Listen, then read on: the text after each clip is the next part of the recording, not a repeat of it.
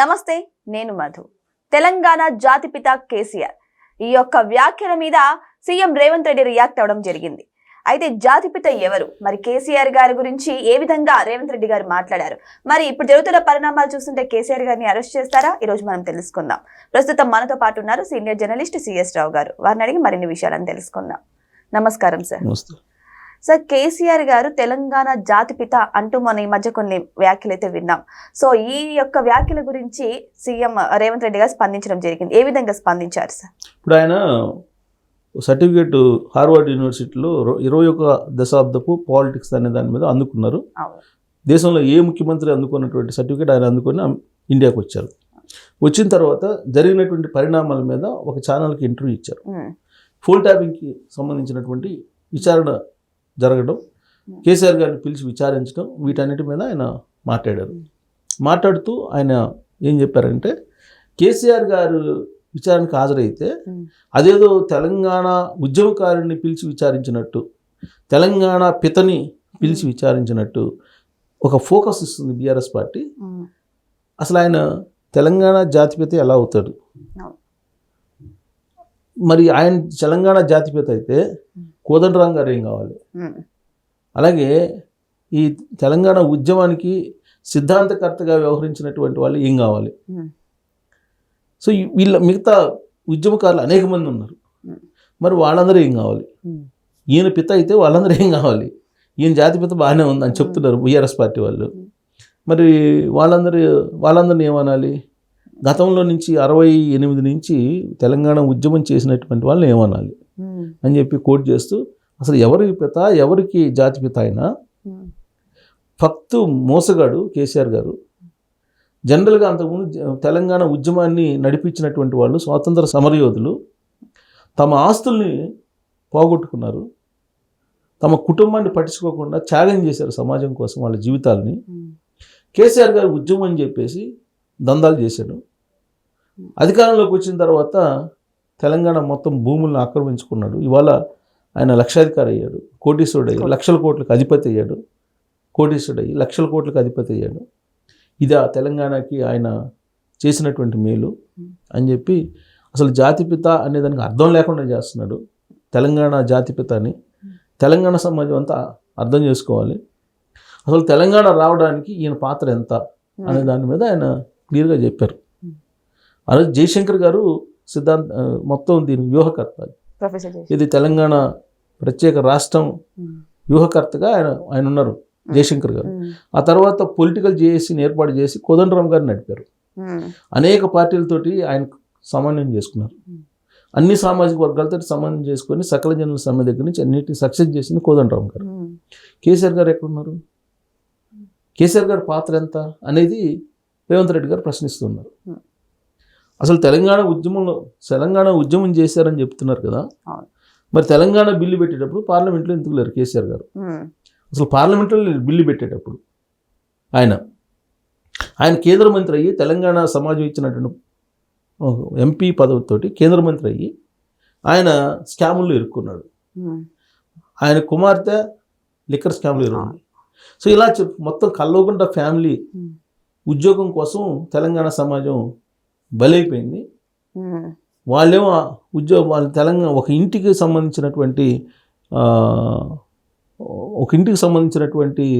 ఉద్యమంగా ఇదేదో నడపాలనుకుంటున్నాడు. కాదు, ఇది తెలంగాణ సమాజం చేసినటువంటి ఉద్యమానికి సోనియా గాంధీ గారు ఇచ్చినటువంటి రాష్ట్రం ఇది, అంతే తప్ప కల్వకుంట్ల ఫ్యామిలీ చేసినటువంటి ఉద్యమానికి కాదు.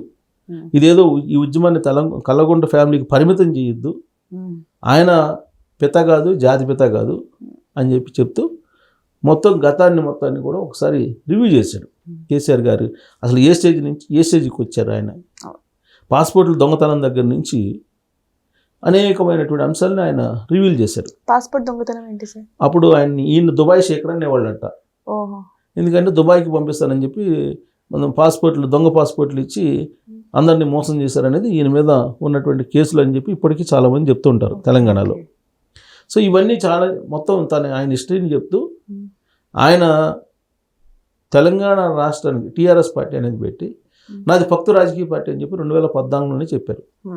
నాది ఫక్తు రాజకీయ పార్టీ, తెలంగాణ ఉద్యమ పార్టీ కాదు, నాది ఫక్తు రాజకీయ పార్టీ అని చెప్పారు. అయినా కానీ తెలంగాణ సమాజం అది టీఆర్ఎస్ పార్టీ అంటే మనది అనేటువంటి భావనలో కొంతమంది చూస్తున్నారు, మీరు అలా చూడాల్సిన అవసరం లేదు అని చెప్పారు. అసలు కేసీఆర్కి తెలంగాణకి ఏ సంబంధం అని చెప్పి ప్రశ్నిస్తున్నారు రేవంత్ రెడ్డి గారు. కేసీఆర్ని పిలిస్తే తెలంగాణ సమాజాన్ని పిలిచి విచారించినట్టు ఎట్ట అవుతుంది? నిజమే సార్, అప్పుడు తెలంగాణ ఉద్యమంలో కూడా ఎంతో మంది ప్రాణాలు కోల్పోయారు, మీరు అన్నట్టు కుటుంబాలను కోల్పోయారు, ఆస్తులు కోల్పోయారు. కానీ కేసీఆర్ గారు ఏం కోల్పోయారు తెలంగాణ? రేవంత్ రెడ్డి గారు అదే చెప్పారు, ఏం కోల్పోలేదు, ఆ కుటుంబం మొత్తం ఇవాళ మిలినీర్లు అయ్యారని చెప్పారు అని చెప్పారు ఆయన. సో కాబట్టి ఆయన జాతిపిత కాదు, పిత కాదు, ఆయన ఫోన్ ట్యాపింగ్ దొంగ అని చెప్పేసి అన్నాడు ఆయన. ఫోన్ ట్యాపింగ్ చేసి ఇప్పుడు విచారణను ఎదుర్కొంటున్నాడు ఆయన. సో కాబట్టి తెలంగాణ సమాజానికి జరిగినటువంటి అన్యాయం అది. ఈ అన్యాయం చేసిన వాళ్ళు ఎవరంటే కేసీఆర్ గారు. అందుకే ఆయన్ని తీసుకొచ్చి విచారిస్తున్నారు. సో ఆయన్ని రేపు అరెస్ట్ చేసినా కానీ చెయ్యొచ్చు, చట్టం తన పని దాన్ని చేసుకోబోతుంది. ఆ కేసుకు సంబంధించినటువంటి అప్డేట్స్ ఏంటి అనేది తనకు తెలియవు. ఎన్నికల కోడ్ ఉంది, ఆల్రెడీ మున్సిపల్ ఎలక్షన్ జరుగుతున్నాయి కాబట్టి రాష్ట్రంలో ఎన్నికల కోడ్ ఉంది కాబట్టి నేను అధికారులను పిలిచి నేను రివ్యూ చేయలేదు. బట్ పత్రికల్లో కానీ లేదంటే వివిధ మాధ్యమాల్లో వస్తున్నటువంటి న్యూస్ ప్రకారం నేను చెప్తున్నాను, ఆల్రెడీ వీళ్ళు ఫోన్ ట్యాపింగ్ పాల్పడ్డారు అనేది ఎప్పుడో తెలుసు. ఎందుకంటే ముఖ్యమంత్రిగా తాను ప్రమాణ స్వీకారం చేయడానికి ఎన్నికల రిజల్ట్ రావడానికి మధ్యలో ఉన్నట్టు 4-5 రోజుల గ్యాప్లో మూసీ నదిలోకి తీసుకెళ్ళి అక్కడ వేసేసారు.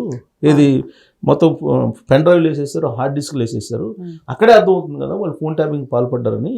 సో ఇదంతా ఒక ఎత్తు అయితే ఫోన్ ట్యాపింగ్ జడ్జిలు చేశారు, తర్వాత జర్నలిస్టులు చేశారు, పొలిటీషియన్స్ చేశారు, మీడియా అధిపతులు చేశారు, సెలబ్రిటీస్ చేశారు, అన్నీ చేశారు. ఇదంతా బాగానే ఉంది. సరే దీనికంటే కూడా ప్రమాదకరమైనటువంటి నష్టం ఒకటి ఉంది జాతికి, భారత జాతికి జరిగినటువంటి ప్రమాదకరం ఒకటి ఉంది వీళ్ళు చేసినటువంటి కార్యక్రమానికి. ఎందుకనంటే ఫోన్ ట్యాపింగ్ అనేది ఉగ్రవాదుల కదలికలను, నక్సలైట్ల కదలికలను తెలుసుకోవడానికి ఉపయోగిస్తారు. సో ఇప్పుడు ఉగ్రవాదులకు సంబంధించినటువంటి ఇన్ఫర్మేషన్ గతం నుంచి ఉండేది ఇక్కడ ఢిల్లీలో కానీ భారతదేశంలో ఏ మూలన ఉగ్రవాదులు ఏదన్నా దుశ్చర్యలో పాల్పడితే ఇమీడియట్గా దాని మూలాలు హైదరాబాద్లో ఉండేవి. హైదరాబాద్లో పోలీసుల దగ్గర నిక్షిప్తమై ఉండేది సమాచారం. ఇప్పుడు ఆ సమాచారం మొత్తం మూసీ నదిలోకి వేసేసారు వీళ్ళు. అంత పెద్ద నేరం చేశారు వీళ్ళు. జాతికి ద్రోహం, భారత జాతికి చేశారు ద్రోహము. సో అంత పెద్దది ఈ కేసు. కాబట్టి ఈ కేసులో చట్టం తన పని దాన్ని చేసుకోకపోతే ఖచ్చితంగా జైల్లో పడతారు వాళ్ళు. శిక్షణ అనుభవించాలి కదా, తప్పు చేసిన వాళ్ళు శిక్షణ అనుభవించాలి కదా. ఇప్పుడు ఇప్పుడు సెలబ్రిటీస్ని, పొలిటీషియన్స్ని వీళ్ళని చేస్తే కొంత నష్టం, కానీ ఉగ్రవాద సమాచారం పోయింది. వాళ్ళు చేసిన పనికి మూసీ నదిలో వేశారు, పెన్ డ్రైవ్లు, హార్డ్ డిస్క్లన్నీ మూసీ నదిలో వేసి కొన్ని తగలబెట్టేశారు, రంపంతో కోసేశారు సీసీ కెమెరాలని కనిపించకుండా వీళ్ళు చేసిన దొంగతనాన్ని. సో ఇప్పుడు విలువైనటువంటి సమాచారం పోయింది. అందుకే కేంద్ర హోంశాఖ కూడా సీరియస్గా ఉంది అని చెప్తుంది. కేంద్ర హోంశాఖ కూడా సీరియస్గా ఉంది అని చెప్పి కోట్ చేశారు ఆయన. సో కాబట్టి దీన్ని రాబోయే రోజుల్లో సిబిఐకి ఇచ్చి కేంద్ర పరిధిలోకి దీన్ని తీసుకెళ్లే అవకాశం ఉంది ఈ కేసుని. దీని చట్టం తన పని దాన్ని చేసుకోకపోతే మాత్రం సీరియస్గా జీవితాంతం శిక్ష అనుభవించేలాగా వీళ్ళకి శిక్ష పడే అవకాశాలు ఉన్నాయని చెప్పి ఆయన చెప్పారు. సో ఏదేమైనా సరే కేసీఆర్ గారు తెలంగాణ జాతిపిత కాదు, తెలంగాణ కోసం ఏం చేయలేదంటూ రేవంత్ రెడ్డి గారు అయితే ప్రసంగించడం జరిగింది.